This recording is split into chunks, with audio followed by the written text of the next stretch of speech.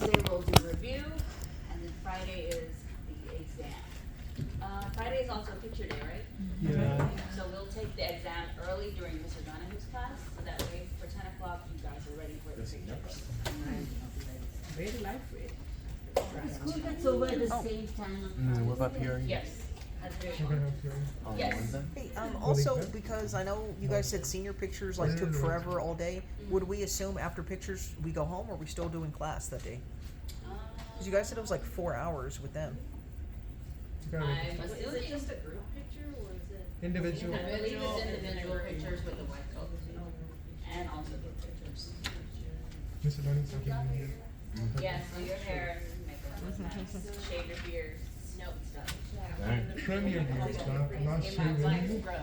That's it, that's all y'all get. So this is like, my beard is me. Really, I was gonna look for person. Alright, I'm gonna shave. so what did we Should talk I? about last No, leave it class? open. This is fine. Why? Okay. If I baby face, Okay, what else? I can't stand it. Math? Yeah. Okay, we did some math. She's like, that? Thank you. We did math? What? Excuse me? Yes. So today we're going to leave the math behind and learn some more concepts, okay? Good stuff. So we know that X-rays and gamma rays are both types of high energy electromagnetic radiation because they're both on the right side of the spectrum, right? They have they have high frequency, high energy, and short wavelengths. So these two are the only types of radiation that have the ability to ionize matter. And what does ionization mean again? The ability to remove electrons from the orbital of atoms. And we already covered what an ion pair is. And why is that important? Because the creation of ion pairs can cause damage to DNA or other chemical changes in cells. And we know that X-rays and gamma rays are damaging to people, correct? Yes. Is, What do you mean by pair can cause damage? So, the X-rays and gamma rays have a different ability than the rest of the other radiation on the electromagnetic spectrum. What is the ability? Radiation. They're all radiation, but those two in particular They have penetrate the body. no. It's on the board. They both have the ionize, not ionize. Right. Those two are the only two that have the capability to cause ionization. And what is ionization? Removal of electron. Right. And that creates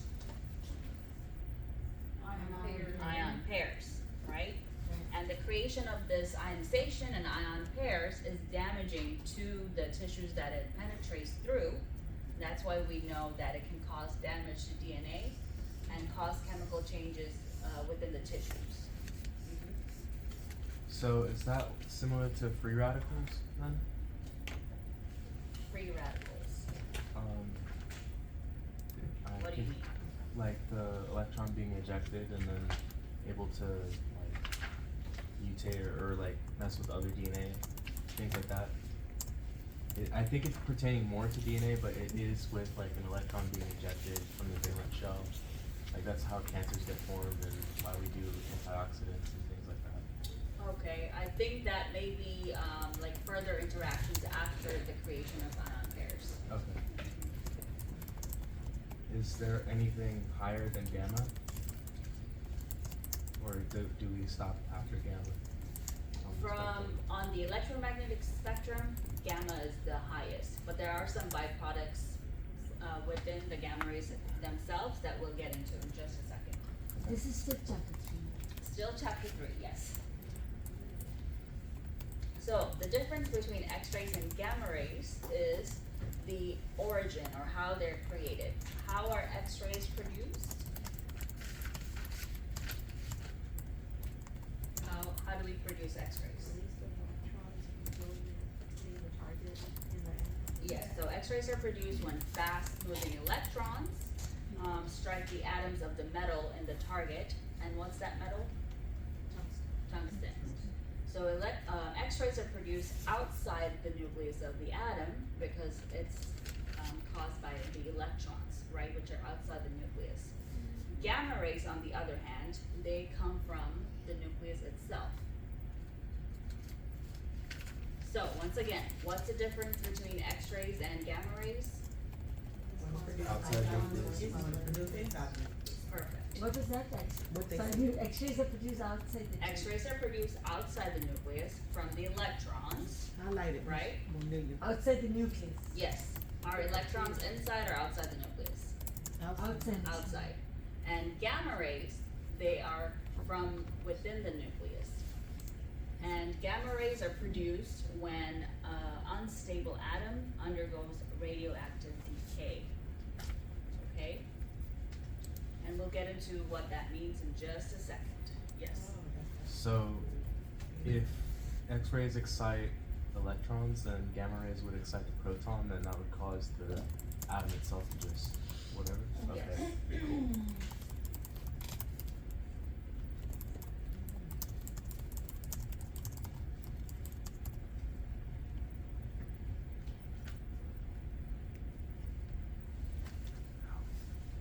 So before we get into details about gamma radiation, this picture just shows you what the electromagnetic spectrum is used for in our daily lives. For example, we see radio waves over here on the left, used for our AM/FM radio, TV. We know what microwaves are used for. Then we have UV with the sun, X-ray, and then finally our radioactive sources, which is the gamma rays. So we'll break those down individually. What do you mean by radioactive sources? Gamma. Gamma, It just means that. radioactive. Gamma ray is radioactive. Would nuclear medicine fall under that? But radioactive sources, but the source of radioactivity is gamma rays. That's not what I'm trying to say. No, we'll get into that in just a second.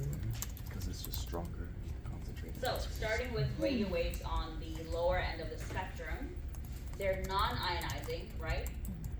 Because the only two that does ionization is X-ray and gamma rays. So radio waves are non-ionizing. And what are they used for?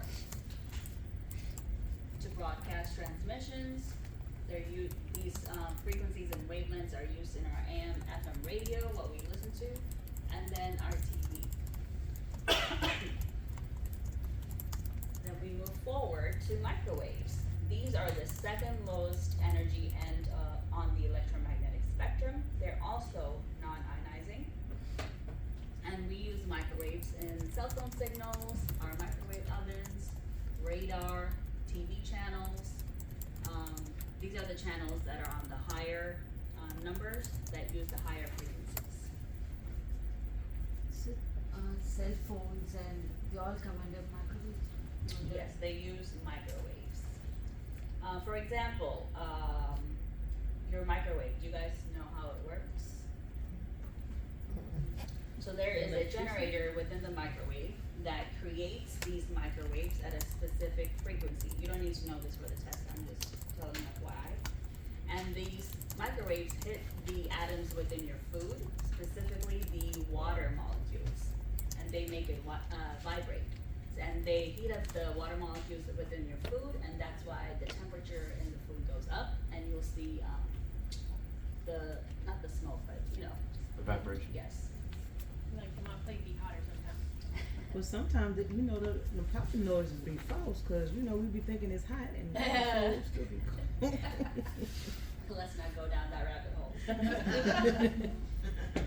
Especially in the middle. So, do you know why they say don't use metals in the microwave? Cause it's spark. Because the metal, if you put a metal in the microwave, the metal will reflect these microwaves that are coming at the, whatever the dish is, and it'll hit the generator, and it'll make the generator go bad. One time I put Capri Sun You in know the why microwave. food gets cold in the middle sometimes? Because Because the microwaves can't penetrate further. It's a point. And then the rest of the stuff It's like gets aluminum stirred up, so the stuff gets Yeah, cooled. my Chick-fil-A Right. Did it caught on fire? Oh my gosh. All But right. then I put the, you know, without water in there, Mm-hmm. it blew. Without water, it blew. Metal in the oven. Freaking what? Metal in the oven. Oven She's talking is about thermal. microwave. No, we're talking about the microwave. Microwave, not Microwave the, or- like the oven, yeah. So infrared light, this is the third lowest, end of the energy spectrum on the electromagnetic, spectrum.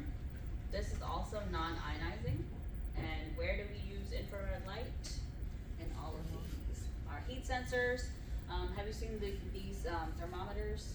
That they just point at your forehead and it measures your temperature, that uses infrared light. Thermal imaging, like night vision goggles and things like that, that they use, in the army. And then also our remote controls use infrared light to communicate with the TV when we change our channels. Also, this, Ooh. yes. Miss Bonilla, how would we differentiate infrared between visible? Infrared between visible light. So visible light is, So any red laser could be infrared, or I guess visible light is just, what we see on the daily. That's not like specialized lights, okay. okay? What is that? What is That The would X system? probably be infrared. Visible light refers to Which one? Oh, color is visible to Up here? human eyes. did she know you were pointing at that, or Yeah. did she think? She did. So that would probably be infrared. Yeah, that's what Dang. she Getting radiated. So Okay, that's visible it. light, this is the middle energy level of the electromagnetic spectrum. This one is the most familiar to us. So, this represents all of the colors that is visible to our human eye. For example, in the visible light color spectrum itself, red is the lowest energy. And then, purple is the highest energy. That's just talking about visible light itself. And then when we see the color white, that is actually the combination of all of the wavelengths of light at once. And then when we see the color black, that's actually all of the wavelengths of light being absorbed. And visible light is also non-ionizing.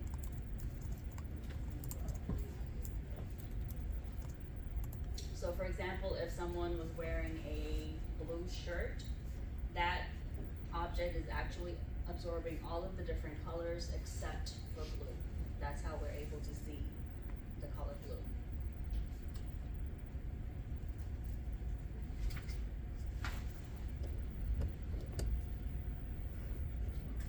Alright, next we have UV light, the third highest energy end of the electromagnetic spectrum. This one is potentially ionizing. And remember these numbers? Any energy below 10 eV is non-ionizing. Energy at or above 10 eV is ionizing. And then we already know that UV light is not great for our skin. It can damage our melanocytes and potentially lead to cancer. So if you like tanning, don't do it.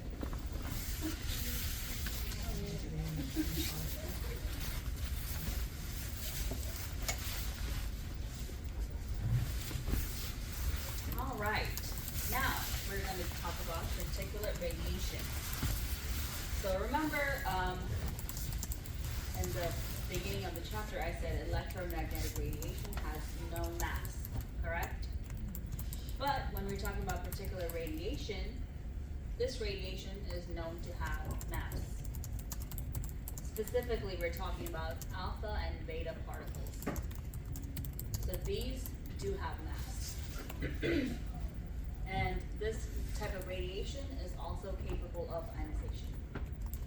So where do alpha and beta particles come from? Gamma rays?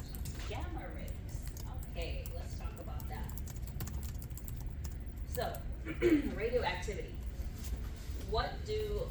what do I mean when I say that something is radioactive?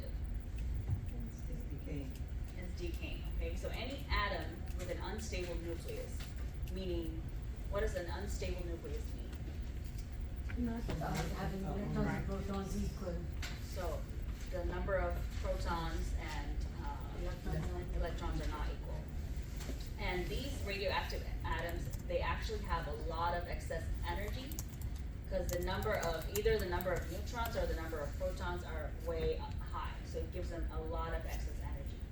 So what happens is that it makes it very unstable, and atoms don't like being unstable. So they undergo a process that we know as radioactive decay. They get rid of some particles in order for it to get to be stable. And this radioactive decay is measured in units of becquerels. And radioactivity, it can either be natural or man-made. For example, uranium is a natural mineral that's found, and technetium is man-made.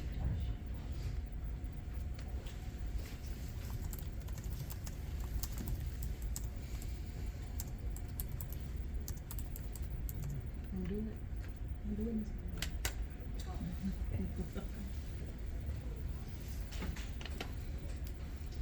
So the process in which a radioactive atom spontaneously gives off radiation and then emits some particles in order to try to get to stable, that's called radioactive decay.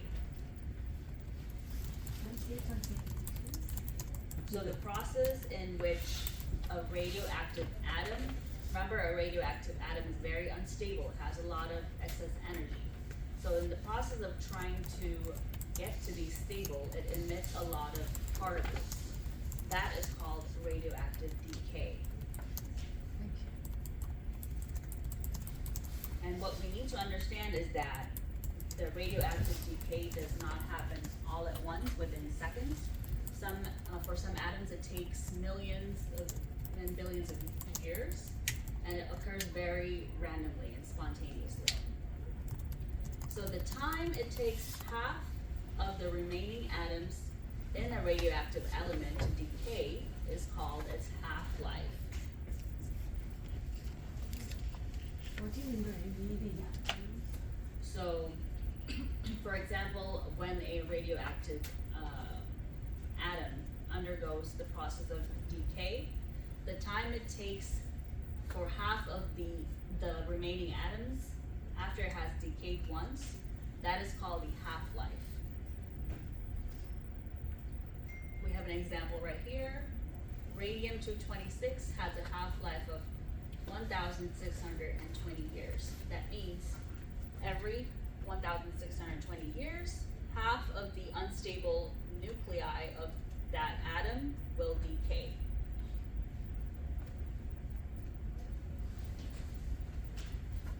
Radium-226 meaning? The atomic mass is 226. The number of neutrons and protons.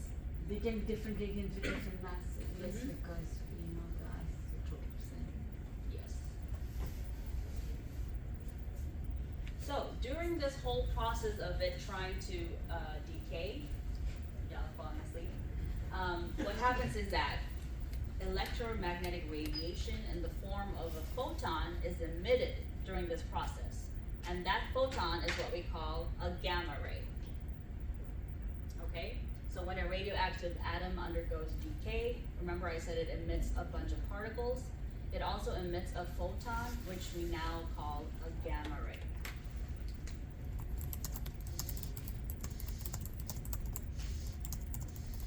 Everyone good?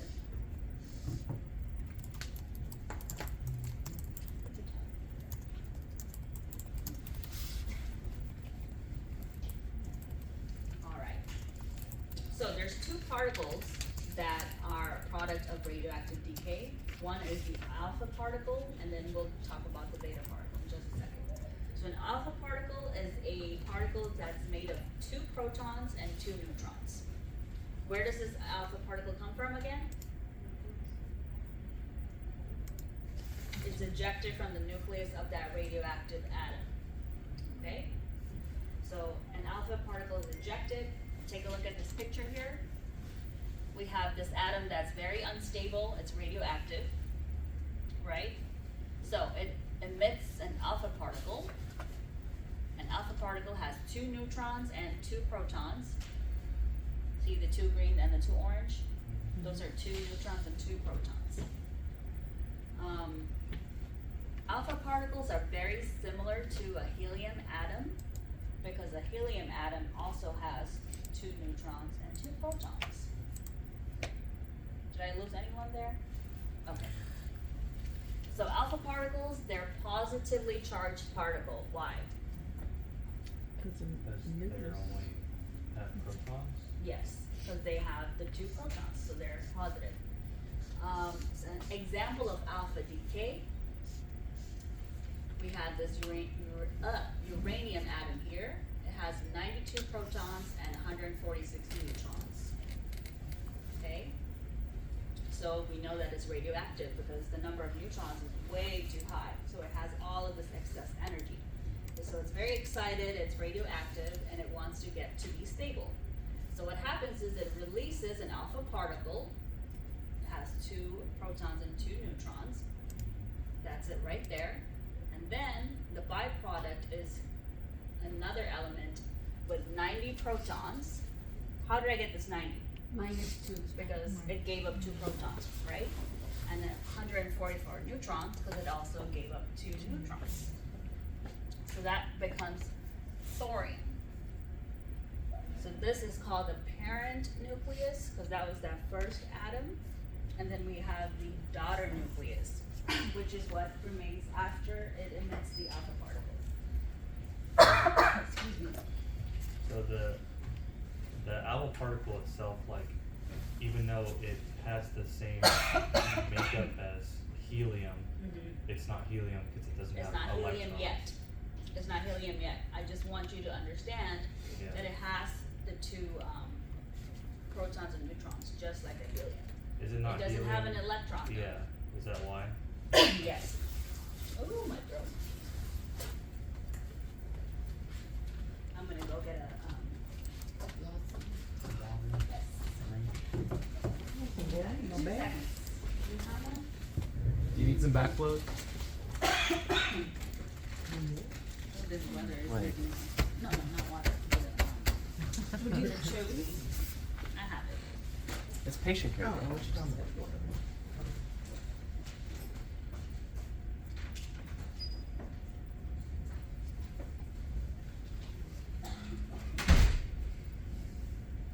Damn. Change the number. What the fuck? Did you, what? What? My God. Give you back for it.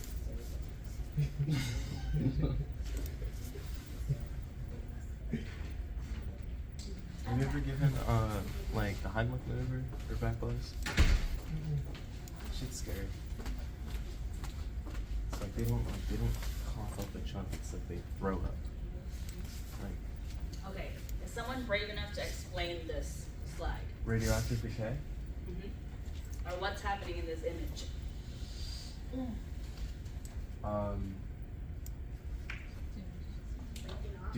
Due to uranium being unstable and through time, in order to like find stability, it will. Well, I don't want to say. I guess it would split apart into atoms that would either be smaller, with more stable charges, or just atoms that I it's not like they're sentient, you know? So I want to say that it makes more sense for them to do this, but obviously they can't make that decision. You know what I'm saying? You just made it sound very complicated. Veronica Veronica, says something back there. yes. Yes. Explain the Breaking picture off. to me. It's breaking off. What's breaking off? The nucleus is breaking off. The mama. Okay, the mama nucleus is radioactive, has a lot of energy, so what does it want to do? It wants Release to some release of some of the energy. Release some of that energy to try to get to be stable. Right now, she's going crazy because she's unstable, Trying okay? to have that baby. She's trying to be stable, right? So she said, let me get rid of some of this extra stuff. I don't need this extra stuff. So that's the alpha particle, which has what? Two protons. Okay.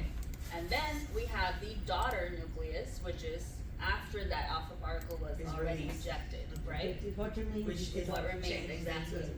That still Yes. has high energy. Yes, but not as crazy. She's not as crazy as the mom. But now, did you say the difference between the neutron and the proton being high is the cause for being nuclear active? Did you say the mass and the number of No. neutrons more than protons? So right now, the number of neutrons, it's like a lot more than the number of protons. Yes, that is. So it has a lot of excess energy. It's not Or if- balanced, If the right? neutrons are more than but the balance is with the protons and the electrons, right? It's not with the neutrons and the protons. So the That's talking about the net charge. We're talking about the energy in the nucleus itself. Remember, it has a binding energy in the nucleus? which depends on the neutrons and the Yes. relationship between the neutrons and the protons. Yes. So, right now it has a lot of neutrons in the nucleus. So that energy is not being balanced. That's why it's unstable. Okay?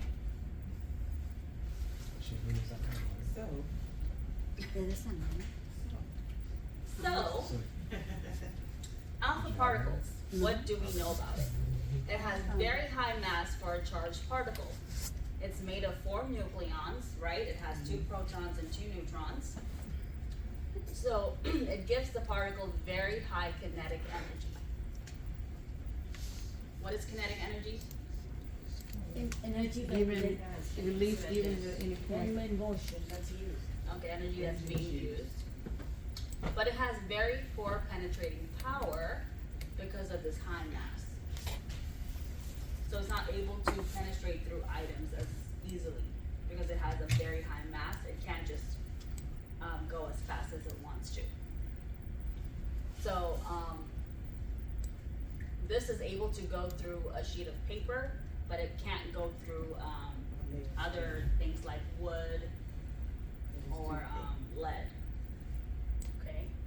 But it is dangerous if it affects the tissues on the inside. When passing through air, alpha particles quickly pick up other electrons that are attracted to the net positive charge and become helium atoms. So an alpha particle has 2 neutrons and 2 protons, but it doesn't have an electron yet. So when it's passing through air, it has a positive charge, correct? Yes. So the electrons get attracted to it and try to create bonds, and then it becomes a helium atom. Do you know if those electrons are part of other atoms? Or like they're just electrons that are like just by themselves? From what I understood, they're just electrons that are by themselves, Okay. Because not not from they get other compound. atoms. Yeah, okay, Because if it was, this would be a compound, Yes. okay, not just helium atom. okay. Okay? So are you talking about the proton that left with the 4 protons and 4 atomic mass and the 2 protons that left? The We're alpha talking- particle that was that's- ejected, Yes. when it floats through the air, it has a positive charge, right? Because of the 2 protons that it has. Right. So electrons become attracted to that positive charge, and they come together and become the And where helium do atom. these electrons come from? They're just floating around. Alright. Now we're moving on to beta particles. So alpha particles are what, negative or positive? Positive. Positive. So beta particles, this is a very high energy. It could be either positive or negative, depending on the reaction. So it's a very high energy, high speed electron or positron emitted by radioactive decay, same process. There are 2 forms of beta decay, beta minus decay and beta positive decay. So beta minus decay, they produce electrons. Beta positive decay, they produce positrons. What do you guys think positrons are? It's an electron that has a positive charge. And how do these electrons differ from our regular electron that orbit around the nucleus? Because this electron is emitted from the nucleus rather than the electron shell. Just like both electron and a positron, or just a positron? So the electron and the positron, they're produced in different beta decays. Uh-huh. So if it's an electron that's produced, Yeah. just know that this electron came from the nucleus of that radioactive atom. Okay. And it is different from the electron that we of the shell atom. Yes. In properties it's different. Because it originates differently. It originates The from. properties are different. So are you saying that the beta particle comes into the nucleus, it takes a neutron, makes a positron, and then an electron out of the neutron, or? No, first we're just defining what a beta particle is. Okay? You said it can be a negative and a positive. A beta particle can either be negative or positive. So, beta decay. We're gonna talk about beta minus decay now. For example, we have a unstable atom here, carbon 14. So this has 6 protons and 8 neutrons. So what happens during beta decay, this is different than alpha decay, okay? One of the 8 neutrons decays into a proton and emits a beta particle and antineutrino. Lots of weird names being thrown at you here, sorry. So once again, we have carbon 14. 14, where do we get the number 14? Because it has 6 protons and 8 neutrons, okay? So what happens is one of the neutrons, it decays into a proton and emits a beta particle, which is that negative electron that we talked about. And it also emits something called a antineutrino. For this class, don't worry about what an antineutrino is. You'll just go give yourself a headache. Just know that a beta minus decay emits an electron. Okay? Yes. They do what? The beta minus decay does what? So during a beta minus decay, negative beta particle is emitted, which is the electron. And then after that process, remember I said it decays into a proton and an electron. So this proton remains and creates an element with 7 protons and 7 neutrons. I feel like I lost y'all.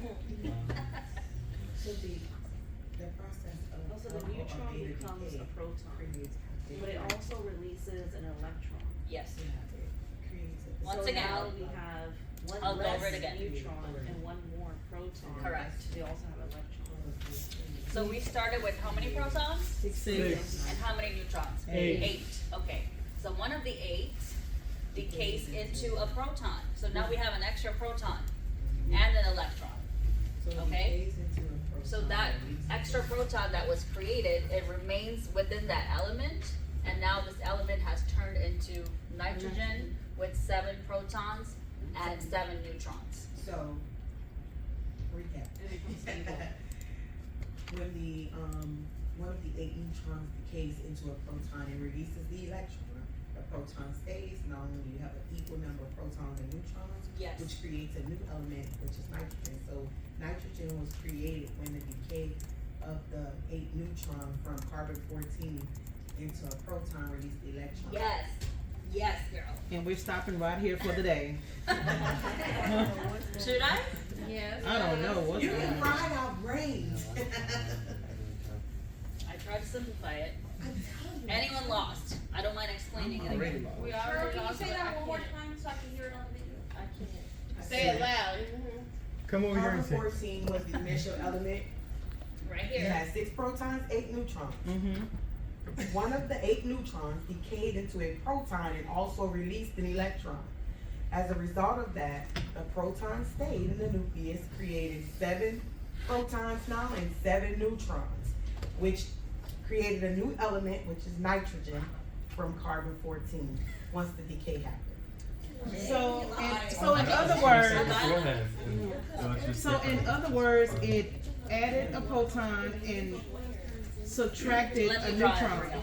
Is that what it did? Okay. Because that Where's the marker at? that not here. added the proton This one right there.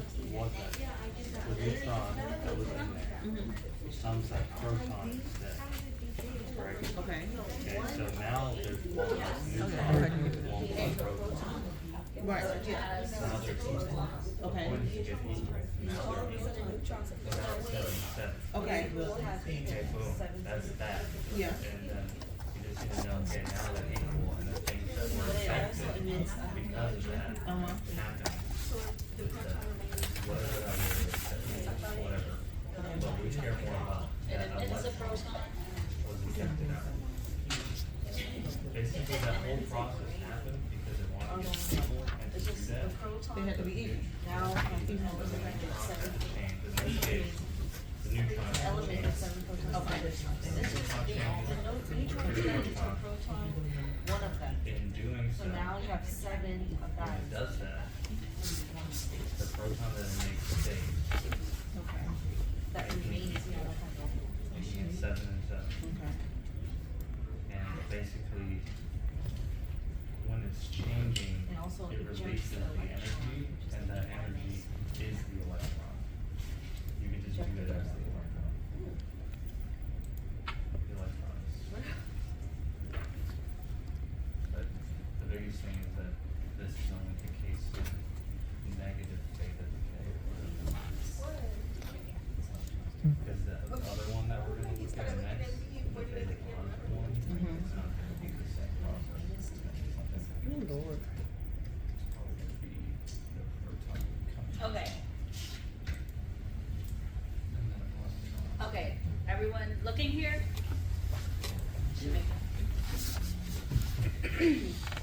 Carbon 14, how many protons does it have?